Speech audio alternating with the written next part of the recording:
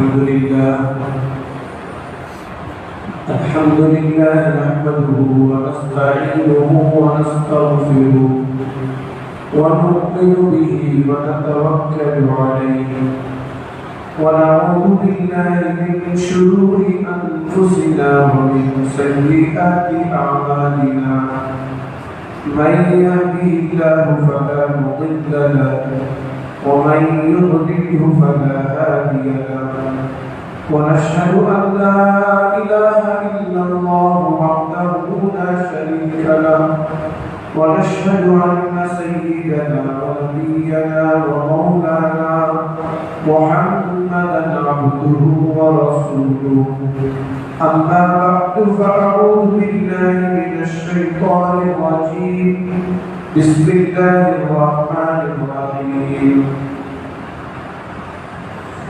ألم يجدك يتيما فآوى صدق الله العظيم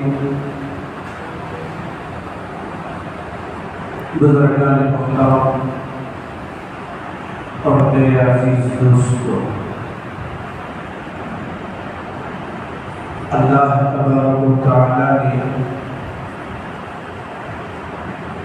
جس نبی کی امت میں ہمیں پیدا فرمایا، وہ نبی دنیا میں رحمت للعالمین بن کر تشریف لائے۔ آپ کو اللہ تعالیٰ نے دونوں جہاں کے لیے رحمت بنایا۔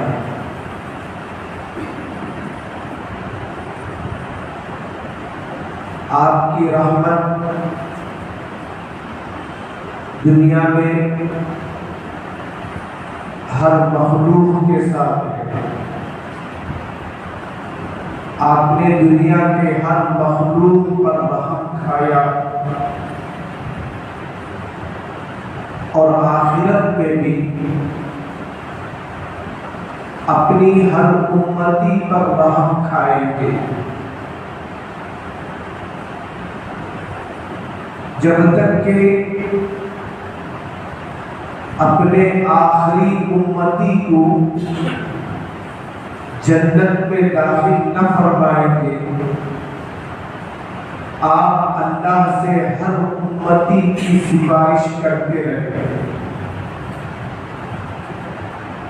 جس امتی کے حق میں اللہ کے پیارے نبی صلی اللہ علیہ وسلم سفارش فرمائیں گے، اللہ تعالیٰ اس امتی کی ضرور مغفرت فرمائیں گے اور جنت میں داخل فرمائیں گے۔ اسی لیے علماء فرماتے ہیں نبی علیہ السلام کی سنتوں پر دنیا میں عمل کر لیا کریں تاکہ حضور صلی اللہ علیہ وسلم کی شفاعت ہمارے حق میں واجب ہو جائے۔ اتنے بڑے نبی جن کا اتنا اونچا مقام کہ اللہ آپ کی سفارش کو قبول فرمائے، یہ اتنا اونچا مقام والے نبی کی پیدائش اسی مہینے میں ہوئی،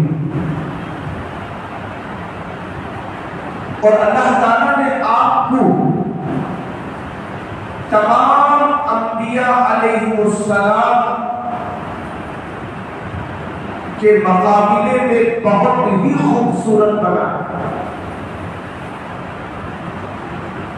ایک شاعر کہتا ہے احسن منک لم تر قط عینی، میری آنکھ نے اللہ کے نبی صلی اللہ علیہ وسلم سے بڑھ کر حسین اور خوبصورت انسان کو دیکھا ہے۔ آگے کہتا ہے خلقت مبرأ من کل عیب، اللہ نے نبی علیہ السلام کو ہر عیب سے پاک پیدا فرمایا۔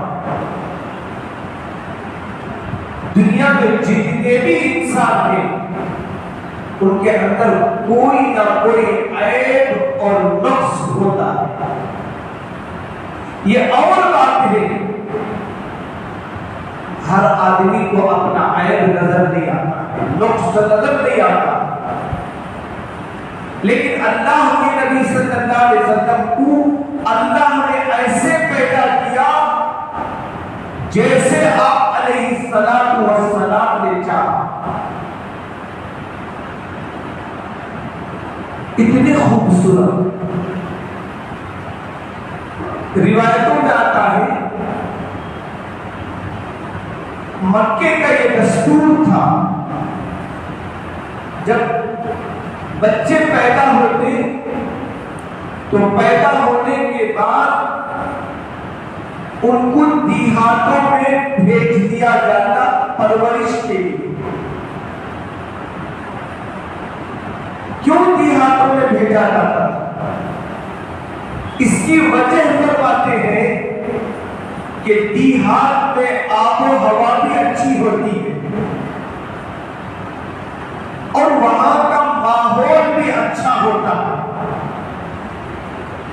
شہر کے مقابلے میں دیہات میں گناہ کم ہوتے ہیں، شہر کے مقابلے میں دیہات کے لوگ سیدھے سادے لوگ ہوتے ہیں، ان کے دلوں میں اتنا بغض نہیں ہوتا جتنا شہریوں میں ہوتا۔ بہت ساری حکمتیں تھی، کہا جاتا ہے دیہات میں جو عربی بولی جاتی تھی وہ بہترین عربی بولی جاتی تھی، اور مکے کے اندر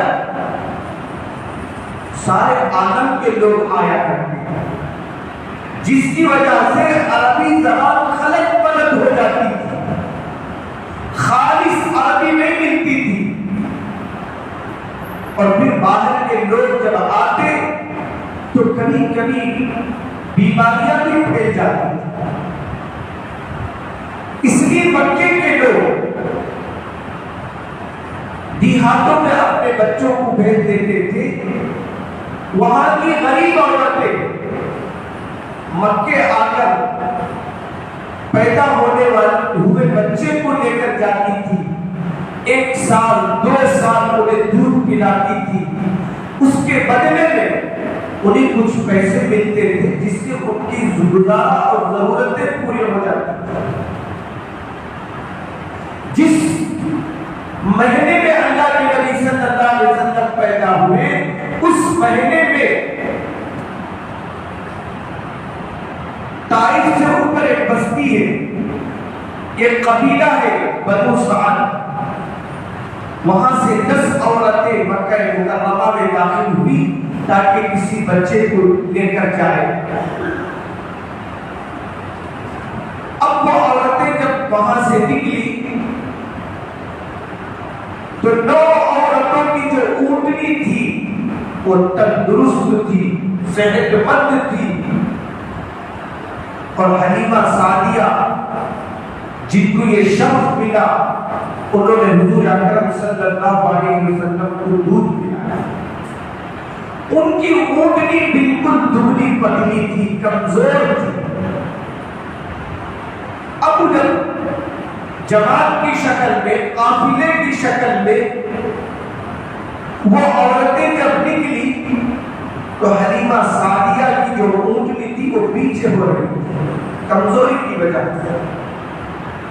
تو ان عورتوں نے کہا دیکھو تمہاری وجہ سے ہمیں پہنچنے میں دیری ہو رہی ہے، ہم لوگ پہنچ جاتے ہیں، آپ پیچھے اطمینان سے آئیے۔ یہ کہہ کر وہ عورتیں مکے میں داخل ہوئی، بڑے بڑے مالداروں کے گھر میں انہوں نے بچوں کو لیا، اس لیے کہ مالدار گھر کے بچے لیں گے تو اجرت بھی زیادہ ملے گی، وظیفہ بھی زیادہ ملے گا۔ اب یہ عورتوں کو معلوم ہوا کہ عبد المطلب کے گھر میں بھی بچہ پیدا ہوا۔ اب وہ عورتوں کو معلوم ہوا تو عبد المطلب کے گھر آئی تو حضور صلی اللہ علیہ وسلم کی والدہ حضرت آمینہ نے کہا کہ دیکھو بچے کا باپ نہیں ہے، یہ بچہ یتیم۔ اب ان عورتوں نے دیکھا کہ یتیم بچے کو اگر دودھ پلائیں گے تو کیا معاوضہ ملے گا؟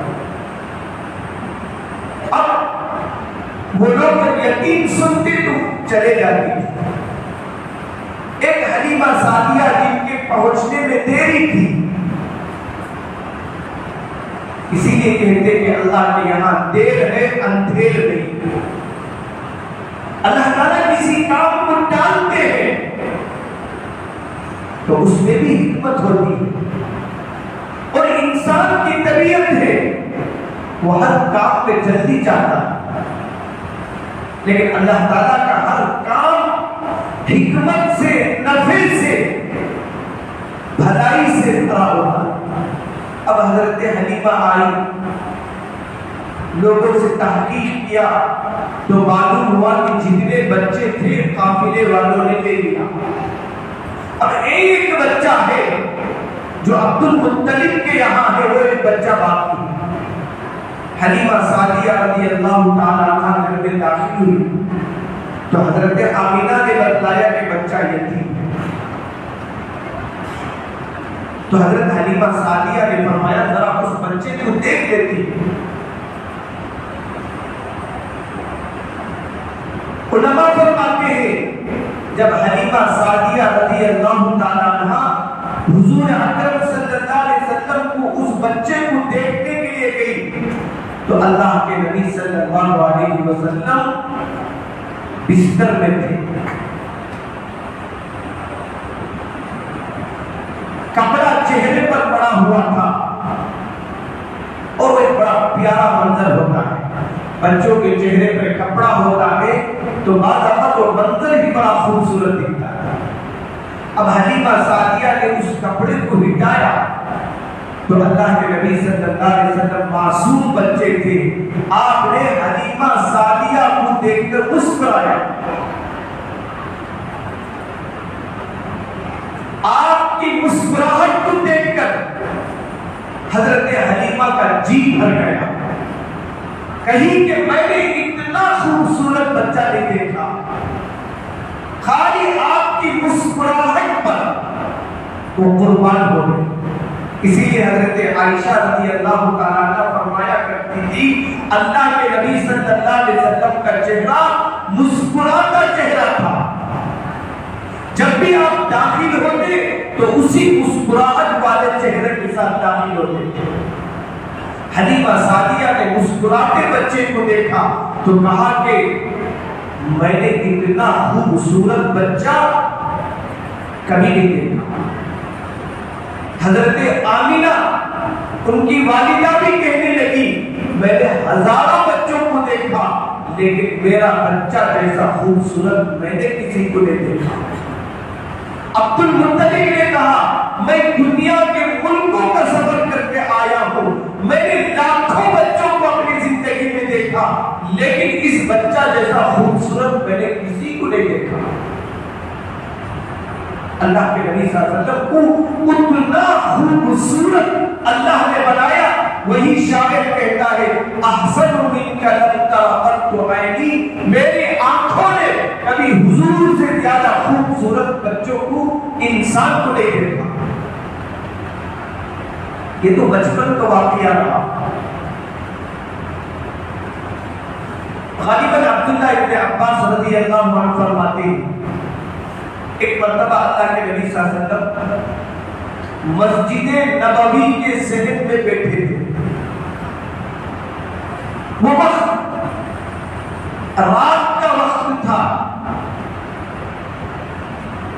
اور 14ویں کا چاند تھا، 14ویں رات تھی۔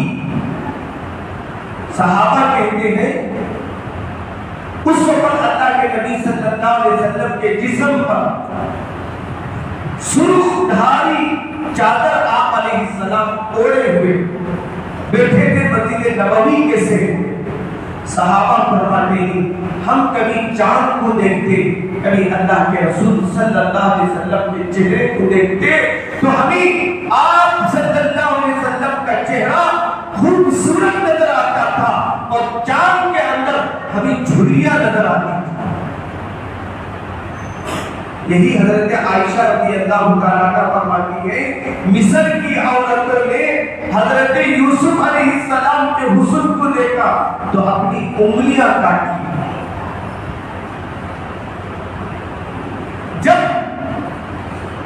صحابہ نے میرے نبی کو دیکھا تو نبی کی محبت میں اپنی گردنیں کاٹ ڈالی.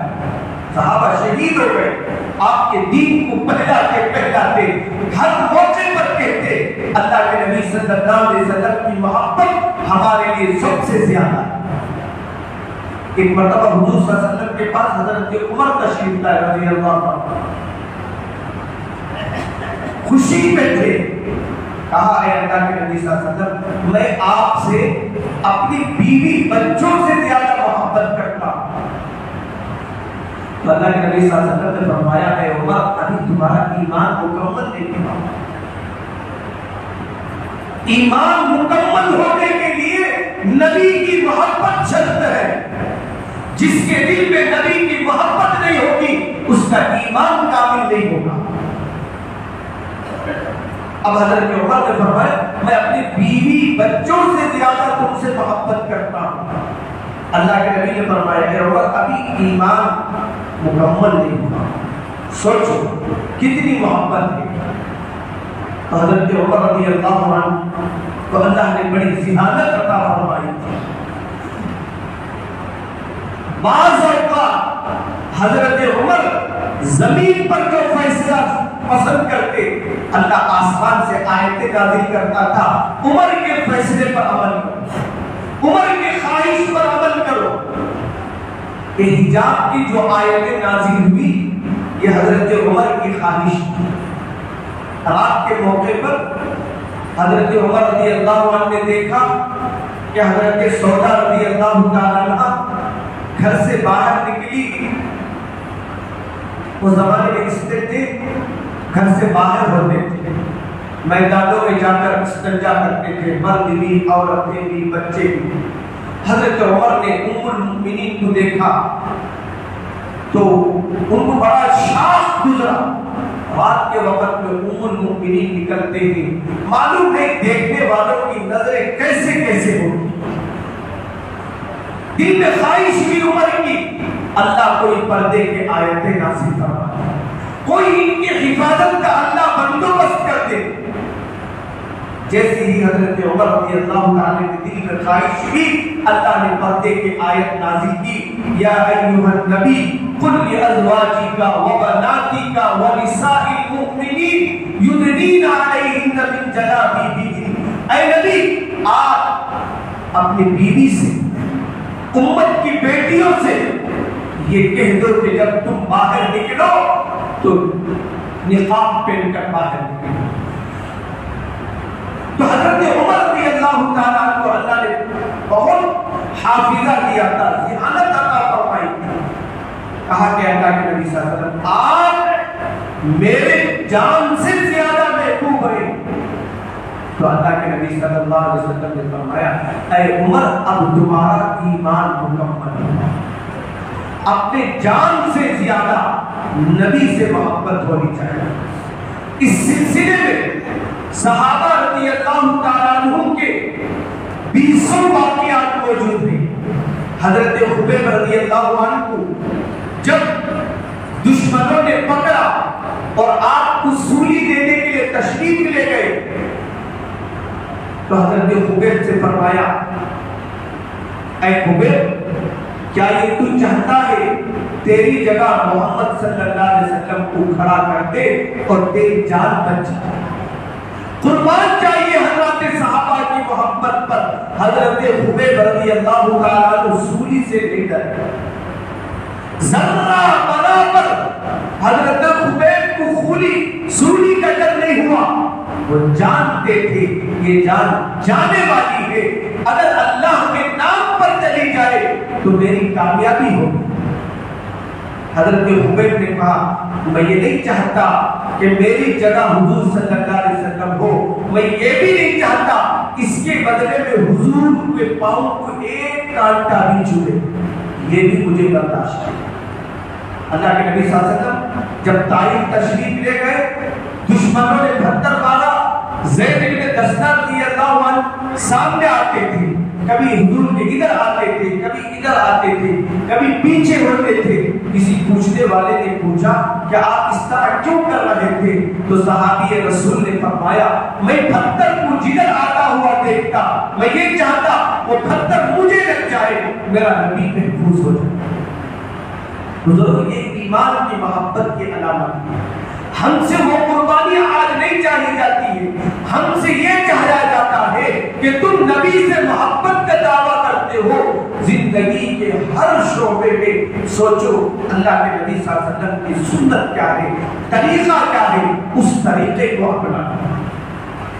آج ویسے دشمن بھی نہیں، اللہ کا فضل ہے، جتنا ان کا ایمان مضبوط تھا اتنی آزمائشیں بھی ان کے ساتھ تھی۔ آج ہم کمزور ایمان والے ہیں، ہمارے ساتھ جو دشمن لگے ہوئے ہیں وہ بھی کمزور۔ صحابہ کے سامنے جو دشمن تھے وہ بڑے مضبوط دشمن تھے، پتھر مارتے تھے۔ آج کوئی اللہ کا فضل بڑے پتھر نہیں مارتا۔